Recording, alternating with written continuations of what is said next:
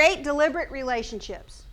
Here's what I would say is at least the people you should be thinking about in your organization that you need to create deliberate relationships with. Now here's the great thing. As women, most of us naturally go into the workplace, interact with people, we're building relationships, and we're just having good relationships.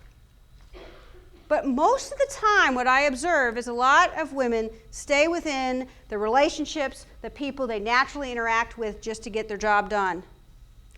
What I'm challenging you to do is to look beyond that, to be deliberate about other relationships in your organization to create people in key leadership positions.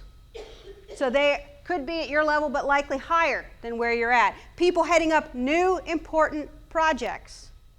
Why? You know what? That may be a project that they may want you to join.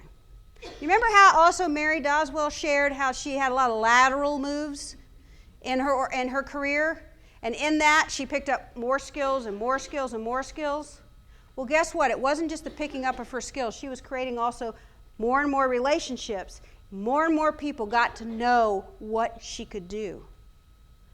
She didn't tell me this, but I'm convinced that after all of those lateral moves and all the results that she produced and all the skills that she picked up and all the people throughout the Dominion organization that she now not just knows but really has worked with, that when they wanted to create this whole new position about renewable energy, they went to her. She was probably on the short list of people who would really be good for that job. People affected by your team's results, also known sometimes as internal customers. Sometimes they're external, though, as well. Really creating deliberate relationships in that getting to know them a bit more, what drives them, what's important to them. And I also like to add on here people you admire. God, I'd love to get to know Mary Doswell better. I'd love to get to know, Susie, that's 3 levels up from me. I've always admired her. And this also includes men, too, by the way. But creating those deliberate relationships. And you might go, oh, yeah, well, why? Why do I have to do this? Well, here's the big reason why. Even though it's by default, we all go, oh, well, I think having good relationships is a good thing. But here's why. Everything in business is introduced, evaluated, negotiated, bought, sold, resolved, ended, and enjoyed based on relationships.